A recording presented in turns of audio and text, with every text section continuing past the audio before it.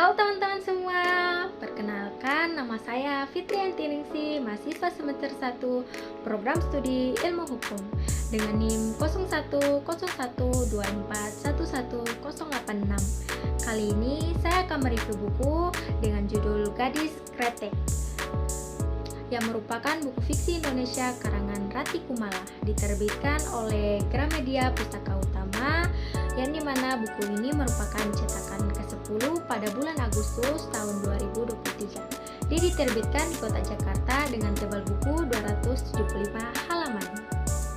Kalau kalian nanya, kenapa sih saya memilih novel ini dari banyaknya novel yang ada? Menurut saya memilih novel ini dikarenakan di dalam novelnya memiliki tema yang beragam, yaitu cinta, budaya, politik, dan industri kretek. Novel ini juga dibalut dengan nilai-nilai kehidupan, romansa, dan teka-teki yang melibatkan keluarga. Jadi saya merasa dengan membaca novel ini yang sebelumnya saya belum mengetahui apa itu kretek, jadi tahu. Yuk kita bahas bersama-sama. Novel Gadis Kretek ini berkisah tentang Soeraja, pemilik bisnis kretek terbesar yang ada di Kudus bernama Kretek Jagat Raja. Kisah ini bermula ketika Soeraja tengah sekarat dan memanggil satu nama yang bukan istrinya, yaitu Jengnya. Ketiga anaknya dari pewaris bisnis kretek Jagat Raja ini dibuat gundah. Terlebih sang istri pun merasa terbakar api cemburu ketika suaminya meminta keinginan terakhir ingin bertemu Jengnya. Tiga anaknya yaitu Lebas, Karim, dan Tegar pergi ke setiap pelosok Jawa untuk mencari Jengnya sebelum ajal menjemput ayahnya. Jengnya ini dulunya merupakan pemilik kretek gadis, kretek lokal dari kota M yang terkenal pada zamannya. Jengnya dengan Soeraja memiliki hubungan cinta sebelum Soeraja menikah dengan istrinya. Di sisi lain, pada saat Tegar lulus SMA, ia diberitahu rahasia besar keluarganya. Tegar telah disumpah untuk tidak memberitahukan rahasia tersebut kepada kedua adiknya yaitu Karim dan Lebas. Rahasia tersebut mengenai Saus yang menjadikan bisnis kreteknya menjadi nomor satu. Kretek tanpa adanya saus tidak akan menciptakan cita rasa yang istimewa. Itulah sebabnya saus yang ada pada kretek dibuat begitu khas. Selain itu, gurih juga menjadi rasa paling otentik. Rasa yang akan membuat orang ingin kembali lagi menikmati kretek buatannya. Sejak masih sekolah, Tegar sudah diberitahu mengenai kualitas kretek yang bagus dan tidak.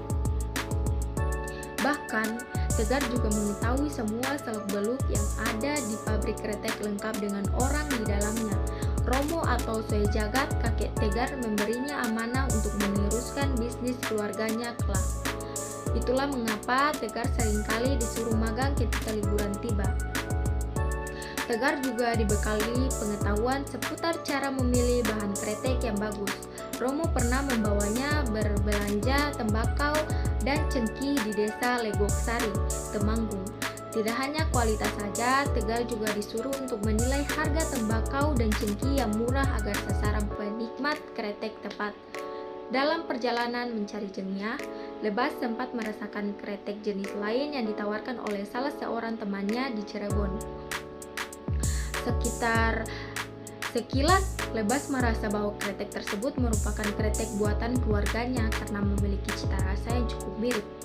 Saat masih menjalani pencarian Jengnya, Lebas dan Tegar menemukan fakta mengenai asal-usul kretek keluarganya. Keresahan dalam mencari Jengnya ini ternyata menyimpan kisah cinta yang rumit. Kisah cinta tersebut membawa pada kisah bisnis kretek 3 generasi, yaitu kisah cinta Muria Roe Maisa, Soejagat, kisah hidup Dasia Soeraja, dan juga kisah keluarga Tegar, Karim, dan Lebas. Pada masa penjajahan Jepang, Indroes Muria, ayah dari Jengnya, bersaing dengan sahabatnya sendiri Soejagat, ayah Soeraja. Indroes Muria punya kretek Merdeka dan Soejagat punya kretek Proklamasi. Persaingan bisnis ini dimulai saat keduanya merebutkan cinta Roe Maisa atau ibu dari Jengnya. Salah satu ciri khas yang menjadikan bisnis kretek Indroes dan Roe Maisa terkenal yaitu ia memiliki seorang anak gadis yang melinting sendiri kreteknya menggunakan sari-sari. Dasia atau jengya melinting setiap rokok hingga menjadi kretek yang lezat dan gurih. Kretek yang dibuat jengya ini sangat diperebutkan, apalagi dibuat secara khusus dengan jumlah yang terbatas. Kretek tersebut akhirnya dikenal dengan nama kretek gadis. Saat kepopuleran kretek ini melejit, kehadiran seorang lelaki bernama Soeraja, yakni anak Soe Jagat, membuat Tindroes Muria merasa terancam. Kisah cinta antara Jengya dan Soeraja bermula saat Raja mendapatkan pekerjaan di pabrik kretek sebagai mandor. Pada saat itu, beberapa buruh mengunjungi Soeraja hanya menumpang hidup atas belas kasihan Soeraja Muria dan rasa cinta Jengya saja. Mendengar itu, sejak saat itu, Soeraja berambisi untuk mendirikan bisnis kretek sendiri yang sangat terkenal.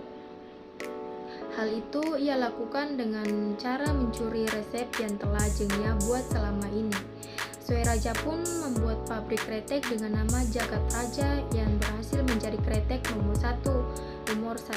Konon, dendam Jengya membuat Soeraja sulit untuk meninggal hingga ia harus benar-benar meminta maaf secara hormat pada Jengya.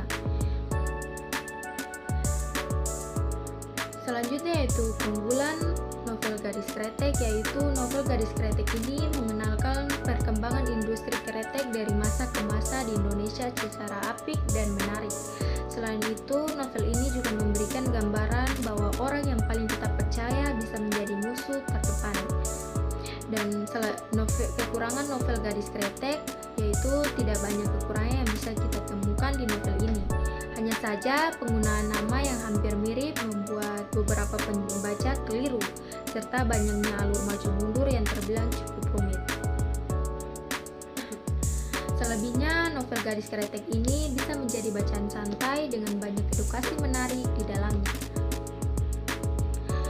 Pesan yang didapat dalam novel Gadis Kretek yaitu ada beberapa poin penting yang bisa kita temukan di dalam novel Gadis Kretek, seperti nilai kejujuran, nilai ketekunan dan kerja keras, nilai tolong-menolong, nilai kepercayaan, dan lain sebagainya. Setelah membaca novel ini, pembaca dapat melihat apa yang benar dan apa yang salah.